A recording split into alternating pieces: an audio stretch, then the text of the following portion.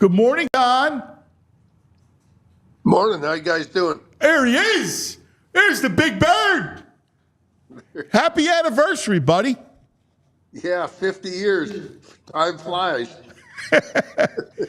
What do you remember? Like when I say to you about that cup and that whole run, what's the first thing that comes to your mind? You know what? It's so long ago. How do you remember? You remember pieces of it, but you guys jog my memory. And then when I read some of these articles, you start thinking more about it because so much time has passed. But I just think of how nuts it was. I was reflecting on that this morning. That first cup that we won after the game, you couldn't Spectrum. We couldn't even get to Rexy's. We wanted to go to Rexy's and we couldn't even get out of the Spectrum. There was crowds there all night long. So we stayed in the director's room all night and partied after beating Boston. And I think we left there. It was light out. I know it had to be 7 or 8 in the morning by the time that we left there. So it was a pretty crazy time. It was unexpected. Right. I mean, we were hoping that we would beat Boston, but you don't take anything for granted. I watch the playoffs now, and you look at how hard it is to win that fourth game, and I watch these teams competing, and winning the fourth game in any sport is always so damn hard. So for us to beat Boston in 6, not have to go back there, it was unbelievable.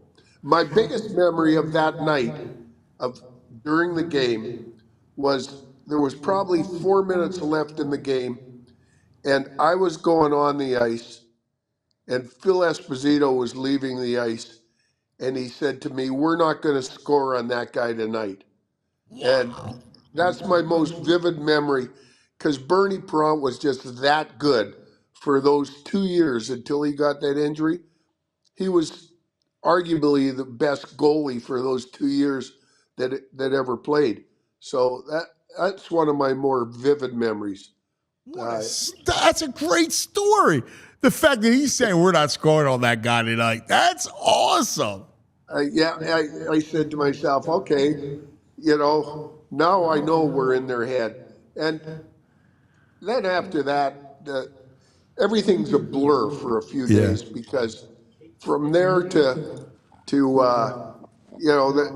you always remember things like Kate Smith and and her singing and Phil Esposito giving her the flowers, thinking that was something that was gonna be a good omen for them, which didn't work out. Kate was in our corner. The chills of her singing that national anthem, and I'm talking about chills when she sang or God Bless America before that game, and just the atmosphere in that building, how loud it was, how into it the fans were, how I don't think anybody sat down the whole game. It was those memories are unbelievable. Then there's kind of a blur, and then we get into the parade, and you go to that parade, and the parade was nuts because who would have anticipated like close to 2 million people showing up for a parade? Philly was obviously starved for a winner, and we were the winners at the right time, and we had the great reputation. The Flyers, the Broad Street Bullies, and all that kind of stuff going on. But we had cars that first year. There wasn't any, big trucks that we were riding on. So we were on cars. Everybody thought that we'd just like ride along and wave to people, and you couldn't get anywhere. And the car that we had these convertibles, and the car that my wife and I were in overheated. We had these Dodge Darts, I think they were, and it overheated. We were sitting inside of it, and the guys, some guys that were dressed in the mummers costumes, the clown costumes for the mummers, they pushed us from Broad and Pattison all the way to City Hall. They pushed our car because it overheated, and I had on this safari suit thing. These are memories that you never forget. I got a picture of it. I met the guy, a couple of years ago because he saw the picture and he said that was me.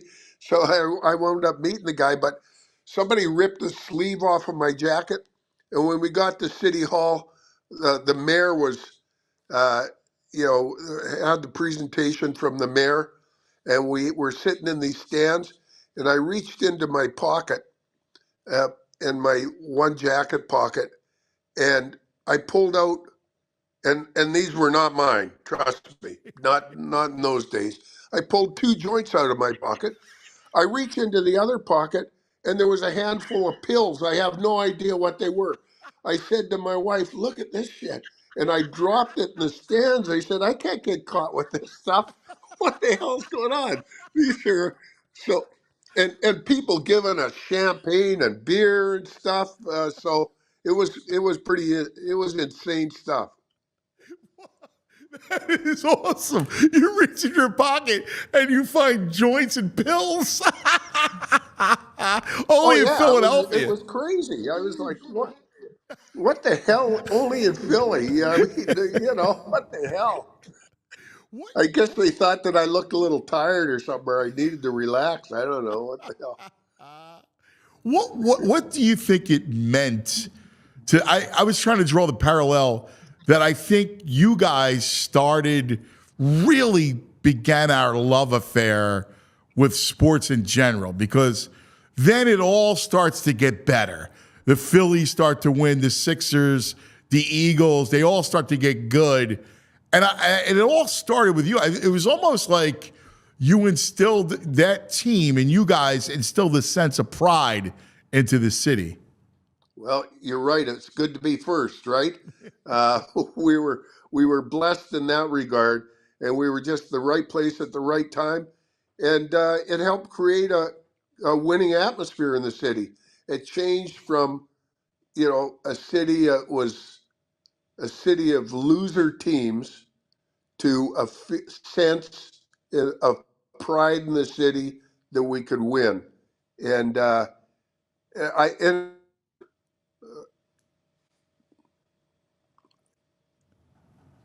Oh, wait, I I think think we froze up. yeah, we're good now. Yeah. Okay. Yeah, I'm sorry. Could you finish, Don? Because an exceptional storyteller. I got to tell you, I'm loving this stuff. This is incredible. Well, we had a lot of fun, and I just read an article about Rexy's this morning, um, and that's where we all hung out. The first year that I was with the Flyers, we would go to Rexy's every day because we all lived in New Jersey. Yep. But then some of us gravitated to Delco, to Delaware County. So the Watsons, Barry Ashby, Ed Van Imp, myself, all lived in the media area or Springfield, Sure. and so we practiced back then at Penn Rink. So we got ourselves our new Rexies. We used to go to Penn Rink. We'd catch the train down, and we'd sit there talking to fans on the way down to practice in the morning, reading the newspapers with everybody. We'd catch a train into Penn, and then we'd go to Kavanaugh's afterwards. So Oh my Kavanaugh's was our hangout. And we used Really? to go to Kavanaugh's after practice, have lunch, have a few beers, pick up a six pack, get back on the train, have a few beers on the way back.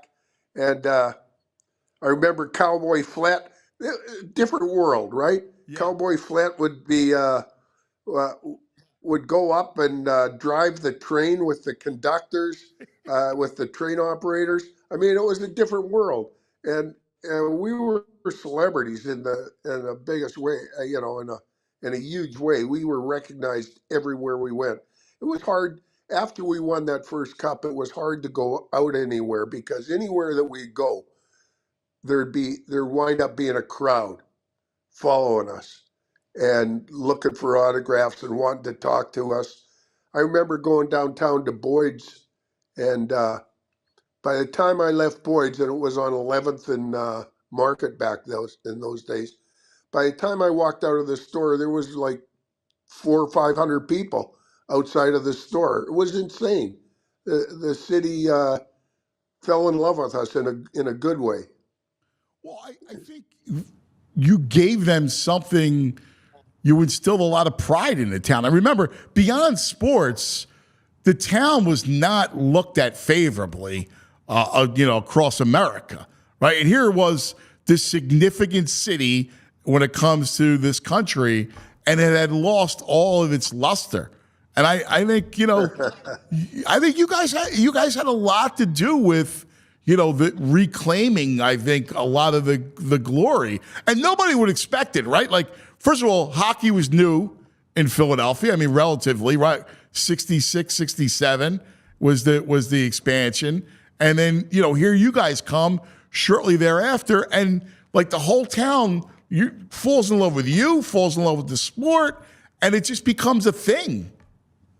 Well, I remember when I got drafted my first year that I was playing with the Flyers.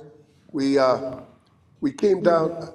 I flew into Philly, and there was the Penn Center Hotel. I think it was on the corner of 20th and Market. It's gone now, right? The whole landscape of Philly's obviously changed in a positive way, and the whole image of Philly. But everything was dark. I flew in. I caught a cab downtown. It was a nasty old cab. I'll never forget it.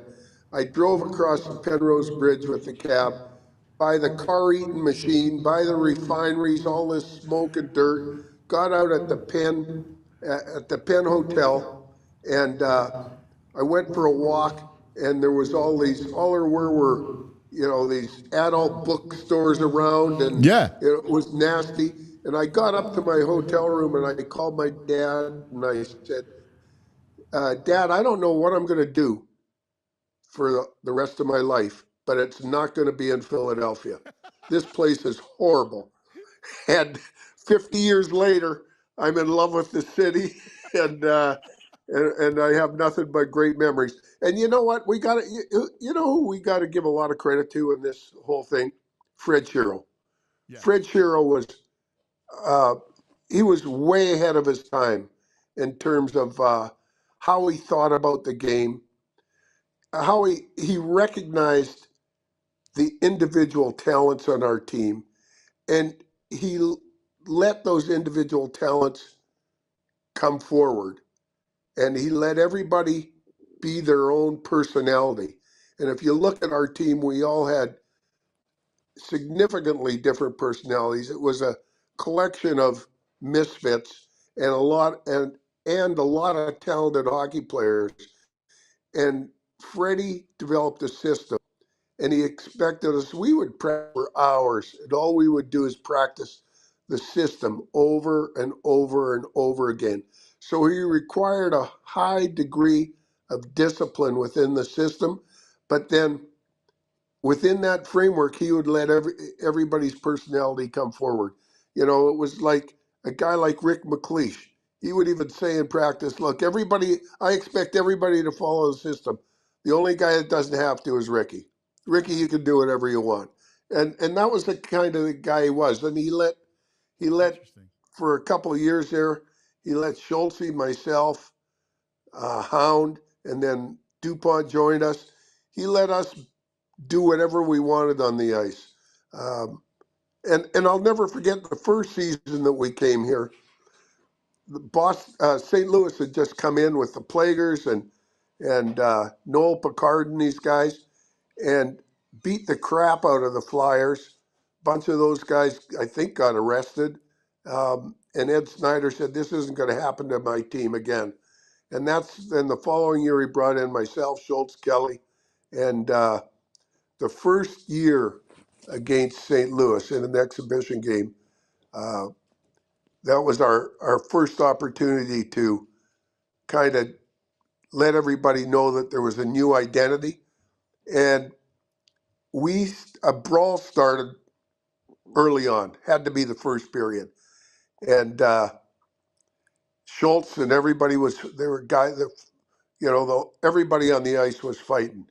And I was the last guy, and the guy that was left, was Noel Picard.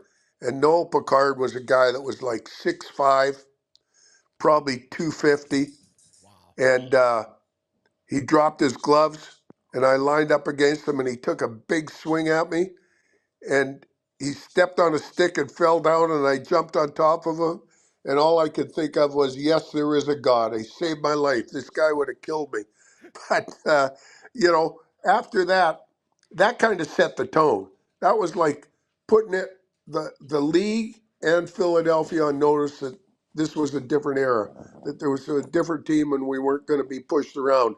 And then when you look at the team, you start with, we had Bill Flint the first year, then Reggie Leach came in, but Bill Barber, Hall of Fame, Clark, Hall of Fame, Bernie Perrant, Hall of Fame, Rick McLeish scored 50 goals, Dornhofer scored 30 goals a year, Ross Lonsberry, 25 to 35 goals a year.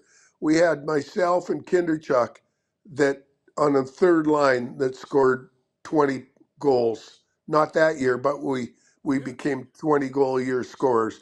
So, and on defense, we had, solid,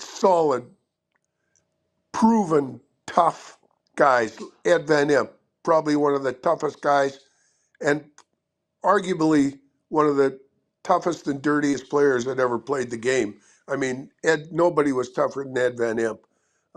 And then we had the Watsons, we had Barry Ashby, we had Jimmy Watson, Tom Bladen. We had a hell of a hockey team. But, it was kind of overshadowed by the Broad Street Bully stuff. Arguably, I think that for a couple of years there, and then the third year, Bernie got hurt. And we were up against the Canadians, who were just a powerhouse. And without Bernie and net, that was the difference maker. So we had a fantastic run. Yeah, it's interesting because you touch on something. People forget how talented you guys really were. I mean, you went through the roster. You could play hockey. It wasn't just about, beating the pulp out of people, which you guys could do. The intimidating piece of it. It was the sport itself. That was just part of the landscape. And you guys, were every bit. I'm glad you talked about Fred Shero because he was such an interesting character, studying the Russians, understanding, the game from that perspective and all the different nuance. Well, two things about Freddie Shero. When we played against Boston in the finals that year when we won the cup, our whole philosophy, our game strategy was, do you still have me there? Yeah, I got you. The whole philosophy was dump the puck in to Bobby Orr and the first guy take his body. No other team would have ever thought of that. So instead of trying to keep the puck away from Orr, his strategy was give him the puck, take his body, take him out of the play, and wear him down. And don't let him get back into the play. And back then, you could do a lot of interference and stuff like that.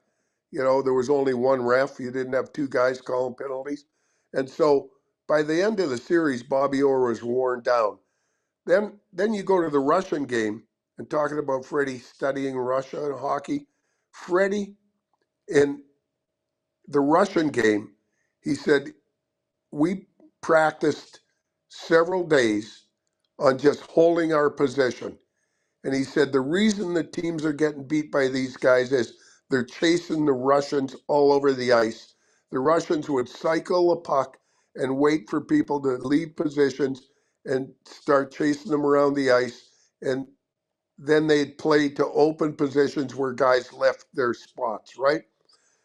And so our whole game plan was holding our positions, not letting anybody, leaving any of their players in the open for that pass to be able to gain in the zone.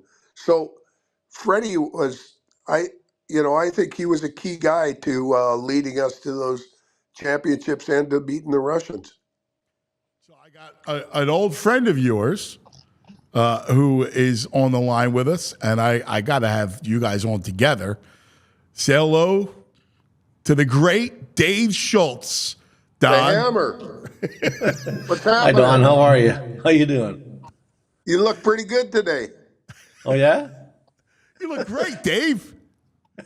Hey, where were we 50 years ago? We were sitting around the spectrum. It was about 75 degrees or whatever, getting ready to go on a parade. It was awesome, huh? We were drunk as hell. Well, No. you were.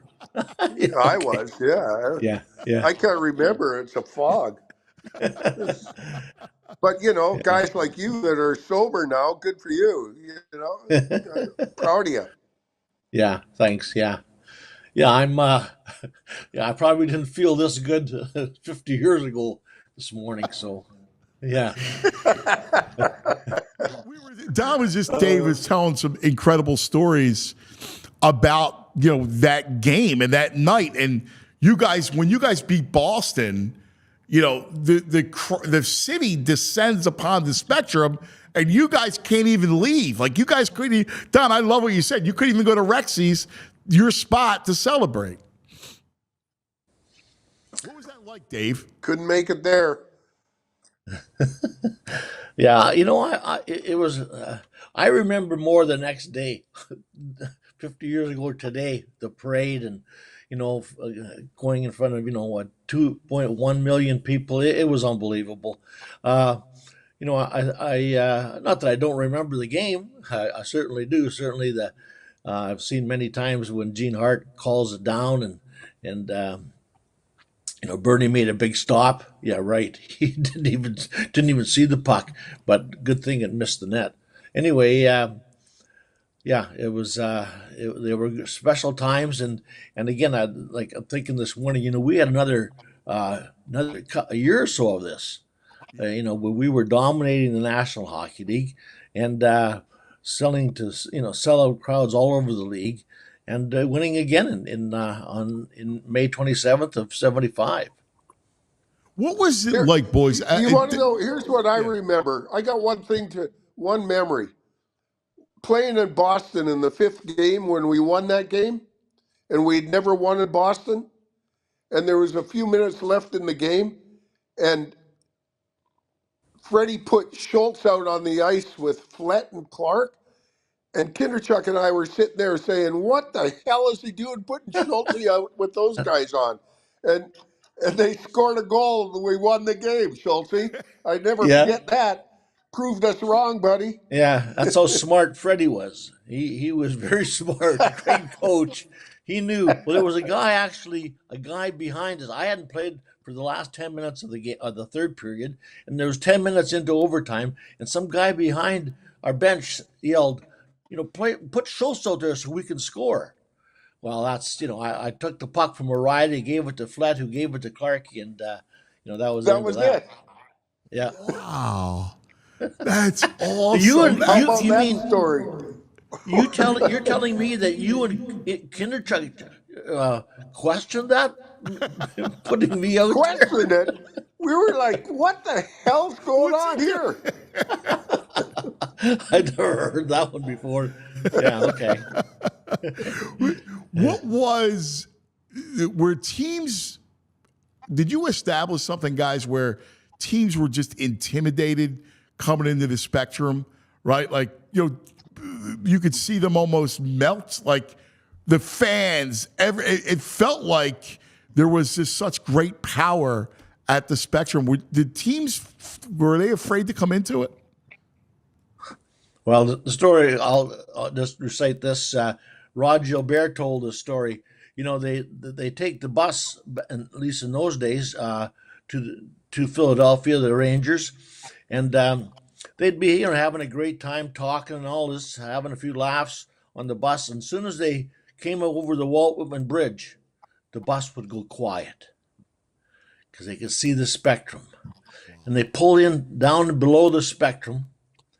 And when the bus driver turned the bus off, the bus kept shaking. You get it? I get it, man. Those They, people are crazy. I can only imagine Philadelphia. You guys embodied. I was talking to Don about this, Dave. That you guys embodied the city. That's kind of why they loved you guys. Like these people, they adored you, and I think because you represented them. that's Go right. ahead, Don. You know what happened in Philly? We got the reputation that teams used to get the Philadelphia flu. It was amazing how many guys would get sick or hurt when they came to Philadelphia. They didn't really want to come and play on that ice too badly. I remember poor Marcel Dion. Remember him with LA?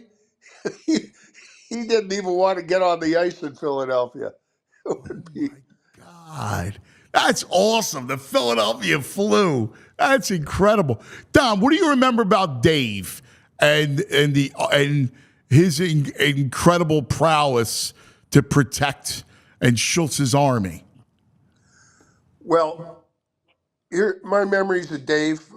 We sat beside each other in the locker room, so we had a lot of fond memories.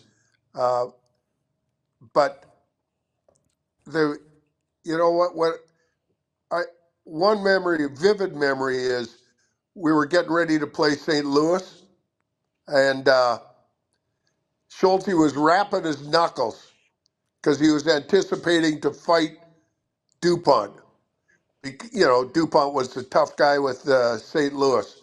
And so he's sitting there rapping his knuckles, and I'm talking to him, what are you doing? He says, I know I'm going to fight that guy tonight. I won't use the language that he was using.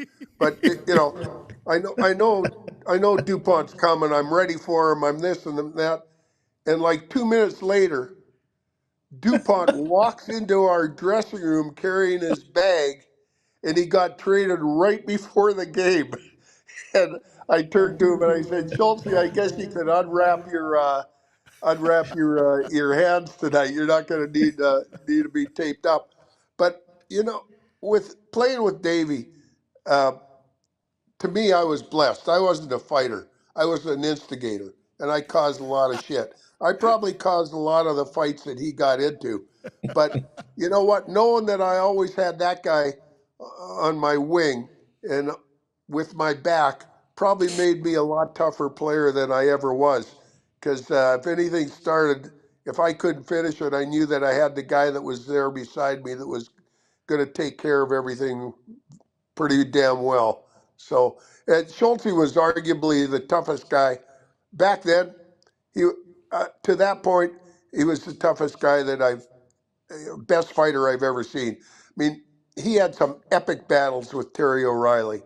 He and Terry O'Reilly would go at it, and Terry O'Reilly was a guy that was tougher than nails, and they would go at it damn near every time they played, and Schultz would beat him, and O'Reilly would keep coming back. Uh, but I look back at those. I also remember Keith Magnuson. Remember Keith played with Chicago Blackhawks, and Keith was a pretty tough guy, good guy from Saskatchewan. We're right near where Davey and I are from, and he had before every game in warm-ups, Clarkie would skate around and he would say, Keith, are you ready, Keith? Keith, are you ready, Keith? And he'd just keep saying the same thing over. And then when he'd get Magnuson's attention, he'd say, Schultz is going to kick your ass tonight. And Magnuson would get so wired up that the first time he was on the ice with Schultz, he'd go after him. And Schultz beat the shit out of him every time they fought, unmercifully. But Magnuson would keep coming back for more. You remember that, Dave? You remember those days? Oh yeah, I do. Yeah, I mean Keith Magnuson he held the penalty record in the National Hockey League when I came in the league, and he was my first, I guess, in essence, big fight. And I got to be good friends with him, and actually, after his career was over, our career were over, and he was a wonderful man. And Yep. it's such a shame that he got killed in a car accident. Dave, Dave, real quick, guys. This portion of the show is brought to you by Rite Aid, your neighborhood pharmacy. Make sure you head to riteaid.com. Anything you need. Was there anybody that you look forward to fighting? Was there No, guys that you ever did you like it? Did you enjoy it? no, I hated it. It was off. I enjoyed the results. I got people for the first time in my life. Again, I've never had a fight on the street or a schoolyard or anywhere. Came close a few times, but everyone thought I was tough, and I didn't think I was tough. But I did. I could handle myself for the most part. Usually on the ice, I would never fall down, and I fought a lot of times. What did you And I learn was, that? again, it was something that in fact, I'm writing a book now. Good point to bring this up. It's called, I'd love it's to called see that. Hammered by Life. And it'll be out in about a year from now. And I'm trying to figure out how the hell I did what I did. And I've been obviously doing a lot of thinking about it, and hopefully I can explain, because I don't know how I did it. I don't know why I wasn't afraid of, like, when I was a kid. Anyway, it's been quite a ride, and again, I'm just so happy and grateful that I got a chance to play on the Philadelphia Flyers and be involved with all these great guys, and to win a couple Stanley Cups. Well, it's amazing because just listening to Don talk about you or Clarky or any of these people, you were like the support. Like you were, hey, you better watch out because Schultz is coming, right? Like, and to have that responsibility as the ultimate protector, I think says so much about you. And every kid, and I can attest to this, every kid would worship Dave Schultz. Like, this was the era of Muhammad Ali and the baddest man on the planet, right? And you were the baddest man in the NHL. Well, yeah, again, how I did it, I don't know. I do now that I've had a lot of time to think about a lot of these things, particularly since deciding to write another book. One troubling thing is what I'll go to my grave with is why? Why would they, after 2 Stanley Cups finals, trade me? Right. And that's what they did. Yeah. And how many I don't think they've won since, have they? No, we have not. That's with you, huh? It's the curse of the hammer. That's the life cycle, unfortunately, of sports. I don't know why either, but that's the way it goes, right? You know what? Well, Why Dave was so tough? 2 things made him a good fighter that come to mind with me. Number one, his balance. I would get into a fight and I'd lose my balance and I'd slip and fall or something like that. His balance was amazing. That's number one. Number two, he would always set himself, and he had the patience to set himself to get ready when he was in a fight. And number three, he could take a punch. So he was always willing to take that first punch to get yes. himself set. And once he got set, it was game over. I mean, I've never seen anybody like it that had the courage to stand in there and get himself the patience to get himself set when another guy's trying to hammer you. And then once it was game over. I mean, you Well, could. sorry, go ahead. I mean, No, I fought O'Reilly 9 times. 9. Wow. Most guys like Gillies, I fought twice. 9 Bouchard times. twice. 9 times. I mean, there was times I've seen video where he made sure he got in front of me when I was going to fight someone else. Anyway, and he's how I always say. I mean, he's a great guy. He was a great leader for the Boston Bruins, and he came a long ways from. I played him in the first year was in the minor leagues in the Richmond, or not the Richmond, Boston Braves. But yeah, I don't know how I did it. I'm trying to explain it. In fact, buy my book, and by that time I'll have figured it out. I love it. I can't wait for that book. Well, guys, I got to tell you, I thoroughly enjoyed this. You guys are a treasure. You guys are incredible. I thank you. I mean, Dave, Don, you provided these memories. I really think that you shaped an entire city. You helped foster the love of sports, and you instilled pride that I still think exists today. Well, a great bunch of guys, and again, I'll never forget my great, glorious years with the Philadelphia Flyers, and winning those 2 cups, and the guys. I mean, it was win today, walk together forever, and that's how I feel. That was That's a Keith good Allen, point. right? Well said. That was Freddie. Yep. Yeah. Freddie Shero. That was against the Russians. Win today, we'll walk together forever. No, that was before that was before the 6th game against Boston. Oh, was that what it was? Yes. See, 50 years, it's hard to remember that stuff. Yeah. Yeah. Okay. You guys are great, man. God love you guys. God bless you. Hey, Thank go you. Phillies. Go Phils, man. It's right, Dad. Yes. Go Phils. They look They're good, on don't the they? game. Yes. I went to a game the other day. What a great team.